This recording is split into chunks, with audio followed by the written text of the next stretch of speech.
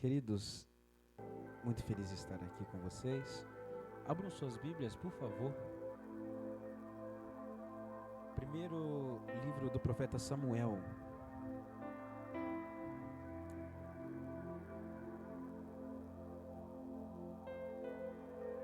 No capítulo de número 7, versículo 2.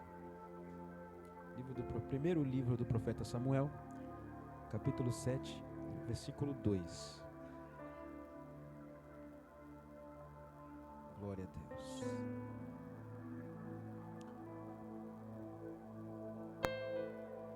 Desde já, gostaria de agradecer a Deus por essa oportunidade.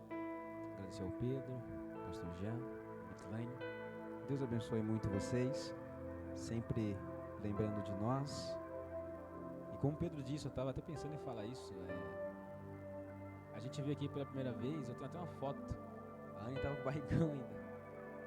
Aí depois a gente voltou aqui, a Helena estava no colo. Aí depois a gente voltou de novo, daí ela estava maior, só que ela estava engatinhando, ainda não estava andando. Hoje ela está andando, está passando o batom ali. Aí ela pegou o batom ali, passou o batom, ela falou: "Ó papai, batom." Sou muito feliz pela vida da minha família, minha esposa, minha filha, os amigos que vieram conosco hoje.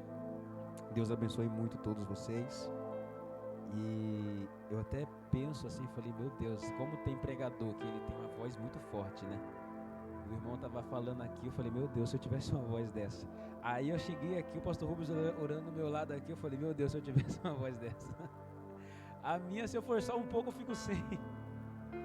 É complicado. Queridos, trago saudação do meu pastor Júnior, a toda a igreja, pastor. Deus abençoe todos vocês. Primeiro livro do profeta Samuel, capítulo 7, versículo 2. Quantos encontraram? Amém? A palavra de Deus diz assim: desde o dia em que a arca do Senhor foi instalada em Kiriat Jearim, um longo tempo se passou, foram 20 anos, e todo o povo de Israel clamava e buscava ao Senhor por meio de súplicas. Agora, segundo Samuel, capítulo 6, versículo 11.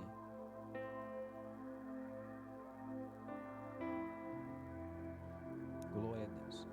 A arca do Senhor ficou na casa de Obed-edom, o giteu, por 3 meses. E o Senhor o abençoou e também a toda a sua família. Podem se assentar. Glória a Deus. Queridos, eu sinto enorme prazer em poder transmitir aos irmãos aquilo que Deus colocou no meu coração.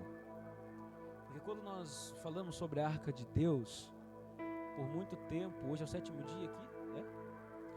Por vários outros 6 dias que todos vocês estão aqui ouvindo ministros do Senhor falar sobre a presença de Deus que era simbolizado por aquela arca, aonde o povo de Israel sempre a viu com muita honra, tanto que quando Moisés a constrói, quando Moisés, por ordem de Deus e junto com o povo, constrói aquela arca, o povo agora vê aquilo como Deus na terra, como se fosse algo onde eles se sentissem protegidos.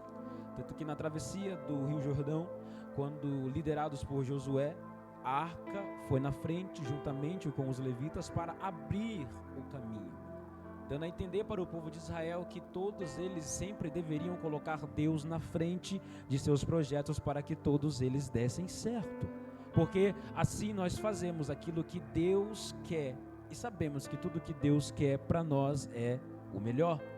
Só que vai chegar um tempo onde o povo vai se esquecer de Deus, mas não vão se esquecer da arca. Vão colocar a arca como agora um amuleto de proteção, sendo que não foi feita para isso.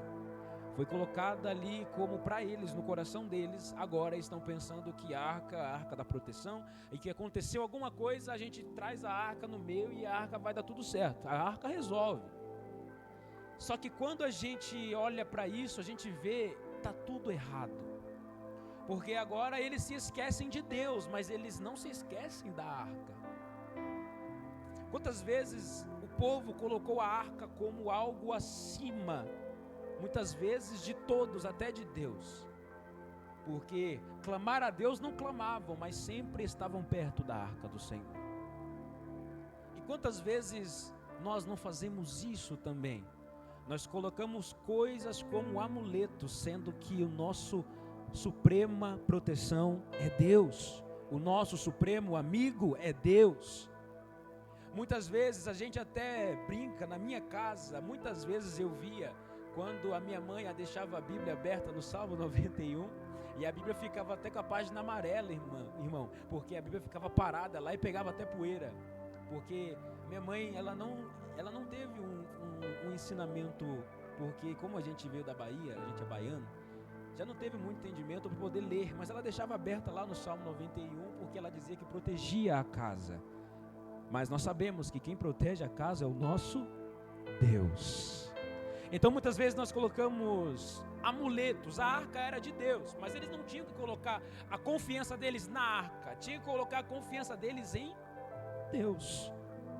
Até que eles vão entrar numa batalha contra os filisteus, e aí vão começar a perder a guerra. Em vez de clamar a Deus, falaram: chama a arca, que a arca resolve. Aí Deus fala: não, vocês podem estar com a arca, mas eu não estou com vocês. Eles perdem essa batalha e os filisteus levam a arca para eles. E aí os filisteus vão levar a arca, e a arca vai amaldiçoar os filisteus também. Porque eles vão levar a arca para Asdod e colocar a arca do Senhor na frente de uma estátua de um deus pagão, Dagon. Falar assim: vamos deixar os dois em um quarto só, vamos colocá-los aqui e vamos dormir. Quando eles voltam, a estátua do deus Dagon no chão, perante a arca do Senhor, para mostrar que ali naquela sala só existia um Deus. Para eles havia dois, para Deus só havia um, que é o nosso Deus dos exércitos, o Deus de Judá. Então ali Deus provou o que? Só existe um aqui. Até que eles olham isso como desrespeito. Meu Deus, que desrespeito! Vamos mandar para Gate. Aí, quando a arca chega em Gate, tumores e pragas assolam o povo de Gate. Aí o povo de Gate fala: pelo amor de Deus, joga essa arca para fora daqui. Manda a arca para Ecrom, e ali as pragas continuam a chegar.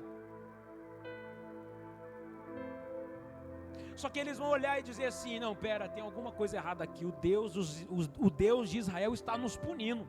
Olha como Deus está humilhando os filisteus. Porque para os filisteus, eles têm os deuses dele, e para o povo de Israel tem o seu Deus. Agora eles estão olhando e dizendo assim: o Deus de Israel está nos punindo. Peraí, que Deus que é esse que pune e o seu Deus não faz nada? Que Deus é esse que pune uma nação, aonde essa nação crê em outros deuses, e esses outros deuses não protegem essa nação? É Deus dizendo: não existe nada além de mim. Eu puno, eu abençoo quem eu quero, e só. Acabou. Até que o povo vai dizer assim: não, pera, manda essa arca de volta para eles. Aí nós vamos entrar no texto que nós lemos. Eles mandam a arca de volta, e diz: desde o dia, e ela foi estabelecida em Queriate Jearim, desde o dia em que ela foi estabelecida em Queriate Jearim, se passou 20 anos, e todo o povo de Israel clamava e buscava ao Senhor por meio de súplicas. A arca de Deus agora está com o povo, está de volta ali. Só que o povo vai continuar clamando, porque ela não se manifestava.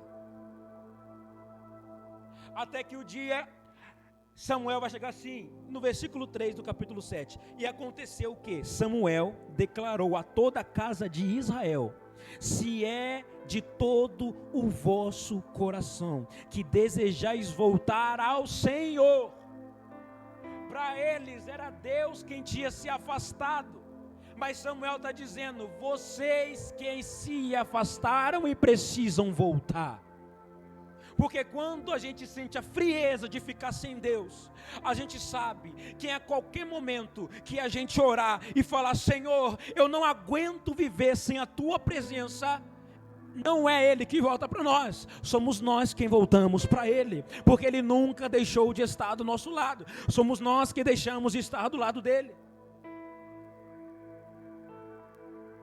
E Ele continua dizendo: voltar ao Senhor, tira imediatamente do meio de vós os deuses pagãos, estrangeiros e todas as imagens da deusa Astarote. Dedicai inteiramente o vosso coração ao Senhor e adorai somente a Ele. Então Ele vos livrará das mãos dos filisteus.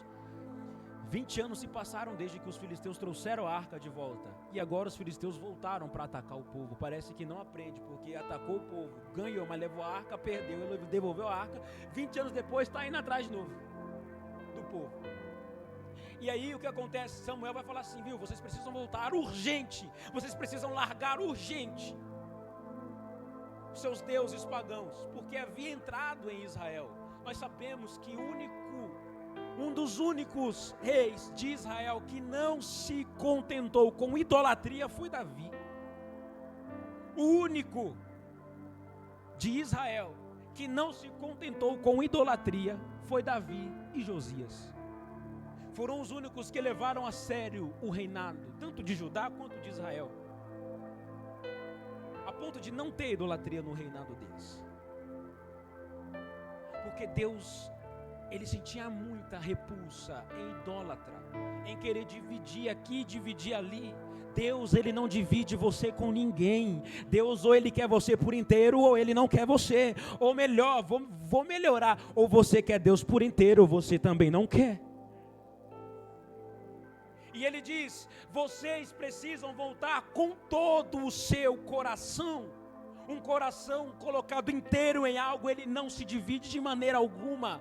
Lembra de Daniel? Daniel tinha no seu coração a plenitude de Deus e das palavras que saíam da boca dos sacerdotes, da qual pregavam para eles, e da mente da qual ele lia os rolos e relia os rolos. Quando ele foi colocado à prova para comer iguarias do rei, o que ele diz? No meu coração. A Bíblia diz que Daniel, no seu coração, não se desejou contaminar-se com as iguarias do rei. Porque o coração dele era blindado com a palavra. O coração dele era blindado com os ensinamentos que ele ouvia os sacerdotes dizendo. Então Daniel tinha um coração blindado. E um coração blindado rejeita o pecado. É simples. Um coração blindado com a palavra, uma mente blindada com a palavra, joelhos blindados com a oração. Você se desvia de todas essas coisas. E como nós aprendemos? Mas eu peco demais. Se peca demais é porque ora menos, é porque ora pouco. Porque quando você começa a parar de orar, você começa a pecar. Mas quando você começa a orar, você para de pecar também. Então ele dizia: se deem com todo o coração de vocês. E ele continua dizendo: e aí o Senhor vos livrará das mãos dos filisteus. Versículo 5. E Samuel prosseguiu: reúnam todo Israel em Mispa, e eu intercederei ao Senhor a favor de vós. Olha o que Samuel está ensinando. Jesus nem tinha vindo e Samuel já agia igual Jesus. Ele está dizendo: eu intercederei por vós ao Senhor em favor de vocês. Ele não está, irmão, Samuel é de Israel, irmão. E ele está dizendo: eu vou interceder por vocês. Ele não diz: eu vou interceder por mim e por vós. Ou eu vou interceder por nós. Ele fala: eu vou interceder por vocês. Ora, é o líder que era Samuel. Como o último juiz de Israel, Samuel foi o mais exemplar, porque ele colocava o povo na frente dele. Era como Moisés, colocava sempre o povo na frente. Aí Josué era mais difícil, né? Porque Moisés via o povo, e ele falava assim: Senhor, o povo está pecando, cuida deles, Senhor Jesus. Aí ele dizia: gente, por favor, não vamos fazer bezerro de ouro não, Deus nos livrou do Egito, por favor venham, parem com isso, meu Deus do céu. Aí quando chega em Josué, eu vou servir, eu e a minha casa servimos ao Senhor, você com seus problemas para lá, eu não quero saber. Mas Samuel, ele vem e diz: eu intercederei por vocês. Jesus nem tinha vindo e Samuel já aprendia com Jesus. quando Jesus nos ensina a interceder pelo outro. O capítulo que o Manu leu aqui, Jesus intercedendo pelos discípulos, Jesus intercedendo pelo povo daquela época. Mas na oração Jesus também coloca: não oro somente por esses, mas pelos outros que virão. Jesus, nesse capítulo, ainda ora por mim e por você. Ele está intercedendo por quem nem nasceu ainda. Ele está intercedendo já. Ou seja, a intercessão, quando nós intercedemos, nós nos tornamos semelhantes a Jesus. Aí um discípulo chegou para Jesus e disse assim: Senhor, ensina-nos a orar. Não é ensina-me, ele fala ensina-nos a orar. Aí Jesus ensina, aí Jesus, eu imagino, eu conjecturo, Jesus imagina, já está pegando o jeito, mal pediu para mim, já está pegando o jeito. Aí Jesus diz: quando fores orar, ores assim: Pai nosso que estás no céu, santificado seja o vosso nome, venha a nós o teu reino, seja feita a tua vontade, assim na terra como no céu. O pão nosso de cada dia nos dai hoje, perdoa as nossas dívidas, assim como nós perdoamos os nossos devedores. Jesus ama quem intercede um pelo outro, irmão. A Bíblia diz que Deus virou o cativeiro de Jó, enquanto Jó intercedia pelos seus amigos. Quando você aprender a orar pelo seu próximo, você vai ver o quanto Deus vai abençoar você, o quanto Deus vai derramar sobre você as bênçãos dele. Quando a gente aprende que interceder é uma prática difícil, mas é uma prática linda. Será que nós precisamos, que nem nós vemos na passagem de Jesus, quando até os demônios, eles suplicam e oram: nos jogue naqueles porcos. Não faz nada com a gente, nos jogue naqueles porcos. É aquela oração que você só pede. É eles nem falaram: obrigado por deixar a gente para os porcos, obrigado por nos dar a oportunidade de ir para os porcos. Não, eles só pedem: Senhor, nos manda para os porcos. Atos 12, a igreja está reunida orando em favor de Pedro. Porque Pedro orava em favor da igreja.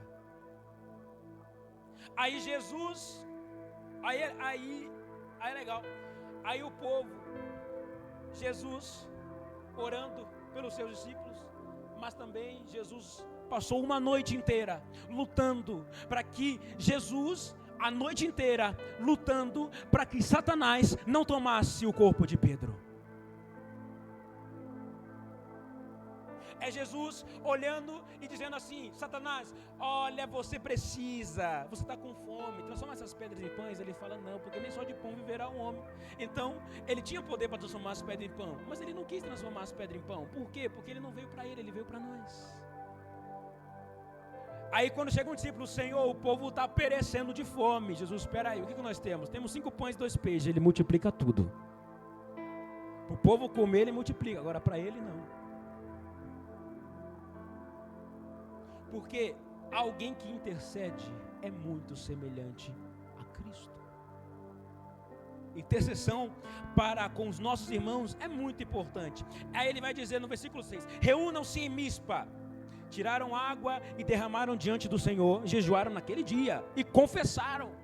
Olha só que maravilha que nós aprendemos aqui. Quando eles se reuniram em Mispa, tiraram água e derramaram diante do Senhor. Estão todo mundo reunido. Já quebra essa ideologia de que a gente é a igreja em casa. Está todo mundo reunido em Mispa, tirando água e derramando diante do Senhor. Naquele dia jejuaram e ali oraram. Jesus nem vinha, o povo já era igual a Jesus. Naquele dia se reuniram, oraram. Depois eles vão orar, irmão, mas eles jejuaram o dia inteiro. Olha o que é preciso fazer para voltar ao Senhor. Olha o que é preciso fazer para voltar ao verdadeiro amor, que é o nosso Senhor. Naquele dia jejuaram. Mudou? Naquele dia jejuaram e ali disseram: temos pecado contra o Senhor.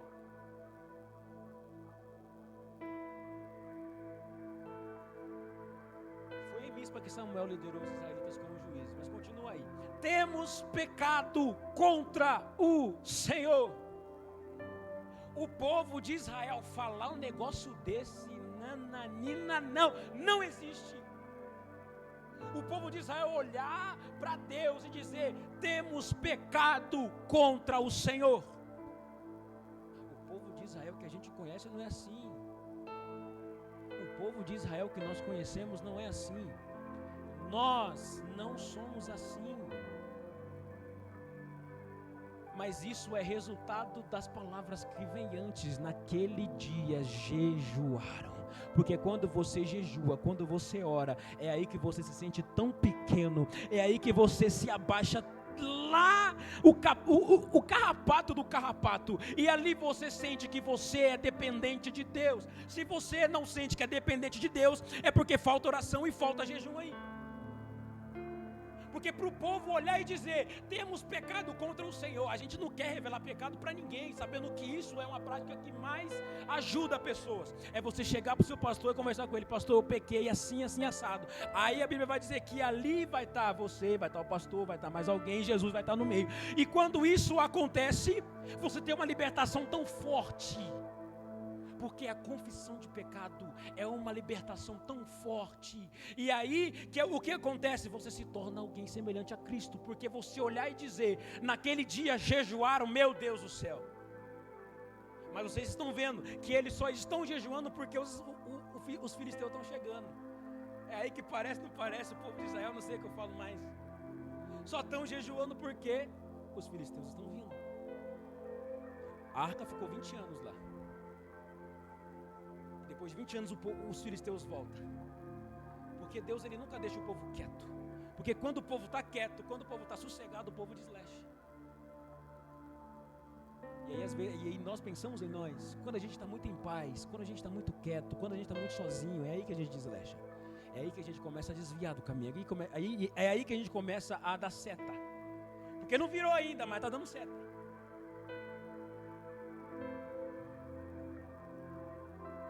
Quando Deus, ele está vendo que o povo dele está no caminho errado, ele fala: eu vou coçar aquela ferida ali, eu vou mandar alguém ali.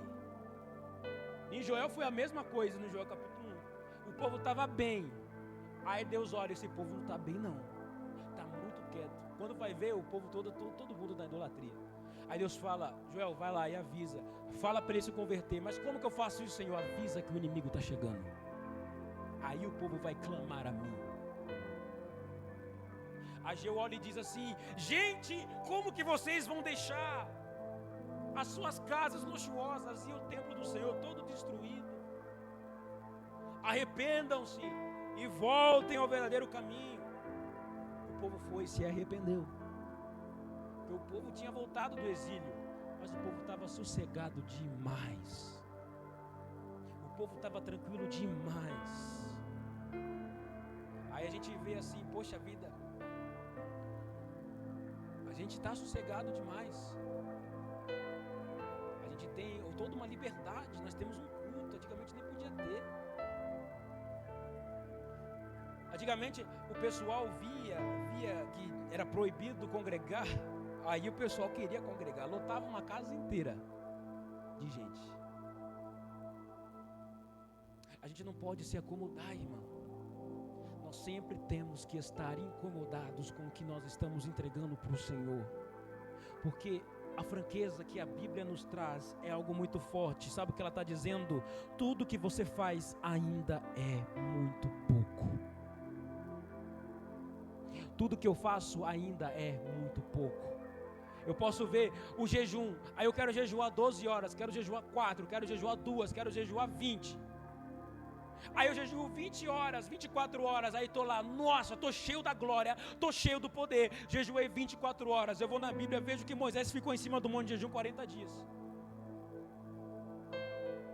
Esse jejum foi algo, irmão, divino. A gente não consegue ficar 40 dias com fome. Aí a gente olha e vê assim: rapaz, que luta foi ficar um dia inteiro de jejum. Aí quando vai ver, os pais da igreja ficavam de jejum quase toda semana. Eu não vou lembrar o nome da mulher, Mas tem uma mulher que ela fez um livro. Ela falou assim, que ela começou a jejuar 2 vezes por semana, durante 2 anos. Jejuando 2 vezes por semana. E aí que nós olhamos e pensamos, tudo que nós fazemos ainda é muito pouco. Os apóstolos deram suas vidas pelo Evangelho.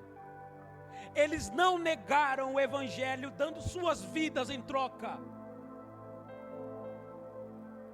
E quantas vezes a gente nega o Evangelho, muitas vezes no trabalho, na escola, na faculdade onde nós estamos. Tudo que nós fazemos ainda é muito pouco. Todos temos pecado contra o Senhor. Agora, no capítulo 7 ainda, agora no versículo de número 8. Correram para Samuel e rogaram: não cesses de invocar o nome do Senhor, nosso Deus, para que Ele nos salve das mãos dos filisteus. 9. Então Samuel tomou um cordeirinho ainda não desmamado, ofereceu inteiro como holocausto ao Senhor pelo povo de Israel. Samuel pegou um cordeiro ainda não desmamado e ofereceu inteiro como holocausto ao Senhor. Samuel estava dizendo: vocês têm que se entregar por inteiro. Vocês têm que entregar todo o seu coração. Mas Samuel, irmão, Samuel estava agindo igual Jesus, irmão. Samuel, além de falar o que tem que fazer, ele também faz. Ele não entrega o cordeiro pela metade, ele oferece o cordeiro por inteiro em holocausto. Porque ele fala o que tem que fazer, mas ele também faz o que tem que fazer. E ele olha e diz assim: ele clamou ao Senhor em favor de Israel. Isso é algo muito forte, porque eles clamaram, eles jejuaram, eles buscaram ao Senhor. Aí veio Samuel e matou o cordeirinho e ofereceu em sacrifício o cordeirinho. Só que nós sabemos que todo sacrifício que nós fazemos a Deus não é em vão. Por mais mínimo que seja, não é em vão. Porque depois de tudo isso, o Senhor lhe respondeu. Irmão, não importa o quanto você peça, se está demorando, ou se aconteceu ontem, Deus, Ele responde. Ele é o Deus que ouve, mas é o Deus que responde também. E Deus respondeu. Enquanto Samuel estava queimando, eu risquei com caneta aqui, eu não estou conseguindo ler. Versículo 10. Enquanto Samuel oferecia o holocausto aos filisteus, os filisteus se aproximaram, para combater contra Israel. Naquele dia, porém, o Senhor trovejou com fortíssimo estrondo contra os filisteus, sendo derrotados por Israel. Foi Deus quem fez o estrondo, mas foi Israel quem venceu os filisteus. Foi Deus que bradou, mas foram eles quem saíram vitoriosos. Porque quando o inimigo está chegando, não é a gente que vai contra o inimigo. A gente não vai contra o inimigo antes. O inimigo está vindo, a gente volta para Deus. E aí Deus nos enche e nós vamos cheios de Deus. Aí Deus troveja com fortíssimo estrondo e os filisteus, eles saem derrotados. Joel é a mesma coisa, irmão, parece que é repetida a mensagem. Joel fala: vocês têm que voltar, o inimigo está chegando. Como? Vocês têm que se arrepender, reunir a congregação, jejuar, vocês têm que orar, vocês têm que largar essas práticas que vocês têm. Aí sim, depois, eu, o Senhor, os livrarei. O inimigo vem, não vai contra o inimigo não, irmão, sozinho. Ajoelha no chão e ora, chama, clama ao Senhor, que é o único que pode ajudar você. E aí a arca fica com eles, eles são livres, leves e soltos. Aí Davi vai recuperar a arca. Que a arca ainda continua em Quiriat Jearim ali. Aí Davi vai pegar a arca vai ficar algum tempo na casa de Obed-Edom, vai ser muito abençoado Obed-Edom. Só que depois que os babilônicos eles entram em Judá e pegam a arca do Senhor, depois disso nós não sabemos mais onde está. E aí a gente fala, poxa, mas a gente está falando durante 7 dias sobre a arca do Senhor. Cadê a arca do Senhor? Aonde está a arca do Senhor? Evangelista Daniel, aonde está a arca do Senhor? Pastor Jean, aonde está a arca do Senhor? A gente está ouvindo 7 dias falar sobre a arca do Senhor. Aonde está a arca do Senhor? Depois de muito tempo, depois de Deus ter dito à serpente, depois de Deus ter profetizado lá, colocarei inimizade entre ti e a mulher, e do fruto da mulher, aquilo que sai da mulher te ferirá pela cabeça. Quando Jesus veio, ele se tornou a nossa arca da aliança. Porque o que é, irmão, isso aqui é muito legal. O que era a arca da aliança? Ela continha os 10 mandamentos. Ela continha a lei. Cajado de Arão e um pouco de maná. Mas vamos focar nos 10 mandamentos. A arca da aliança tinha os 10 mandamentos. Jesus, ele é o próprio mandamento. Ele é o cumprimento da lei. Segundo lugar, a arca da aliança era o lugar onde o sangue de sacrifício era derramado. Jesus Cristo é o Cordeiro de Deus.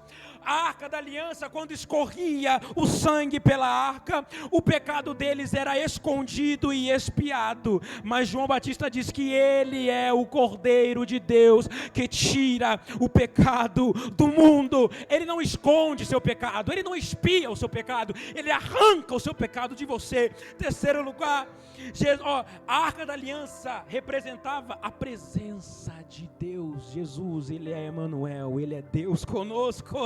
Glória a Deus. Quarto lugar, a tampa da arca, ela era chamada de propiciatório. Romanos 3:25, pode colocar para nós? Romanos 3:25. A tampa da arca era o propiciatório, era o famoso propiciatório. Romanos 3:25. Olha o que Paulo vai nos dizer.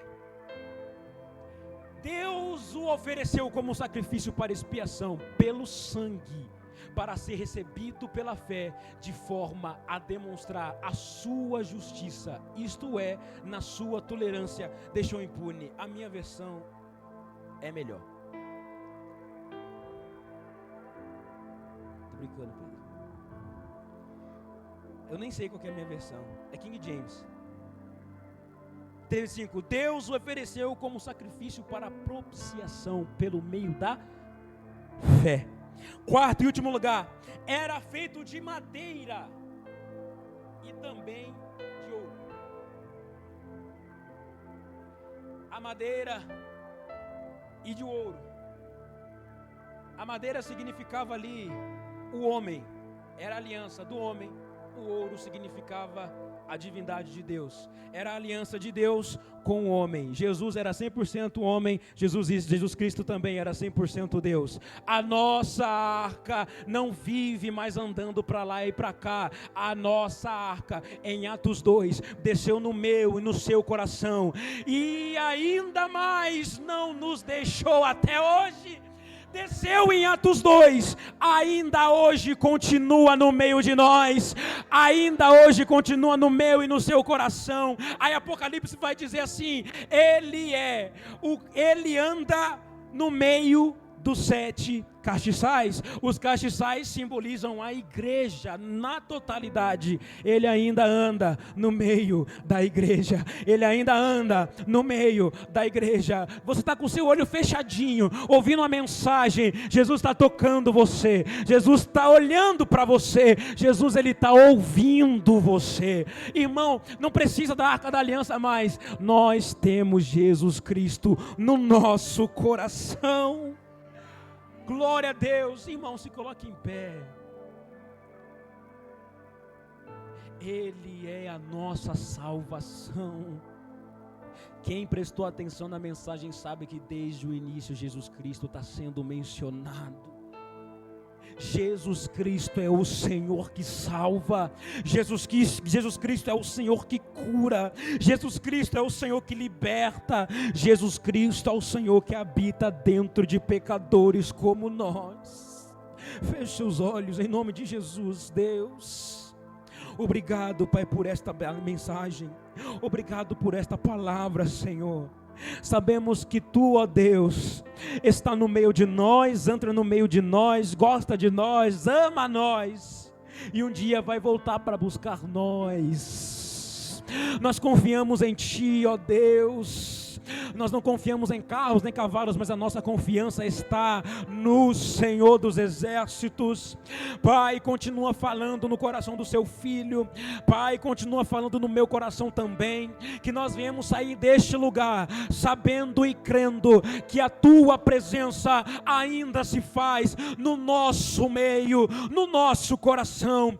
Pai, que nós venhamos sair daqui lembrando que o Senhor salva, lembrando que o Senhor cura, lembrando que o Senhor liberta, lembrando que o Senhor é a nossa lei, lembrando que o Senhor é o nosso advogado, lembrando que o Senhor estará, ó Pai, rogando e intercedendo por nós. Por isso que nós clamamos a Ti, agradecemos de todo o nosso coração, em nome do Pai, do Filho e do Espírito Santo de Deus. Amém, amém. Queridos, muito obrigado por me escutar. Obrigado por ouvir a palavra de Deus falando no seu coração. Essa palavra não é para ficar em quatro paredes. Você ouviu, você aprendeu, agora você vai falar lá fora, você vai pregar lá fora. Pessoas vão precisar que você multiplique essa presença, multiplique o conteúdo, multiplique o pão, leva o pão para as pessoas que ainda precisam ouvir essa palavra. Obrigado, pastor, obrigado, Mislaine, obrigado, Pedro. Deus abençoe todos vocês, em nome do Senhor Jesus. As palmas, agradeço o nome desse Deus que é santo, poderoso, maravilhoso, amém?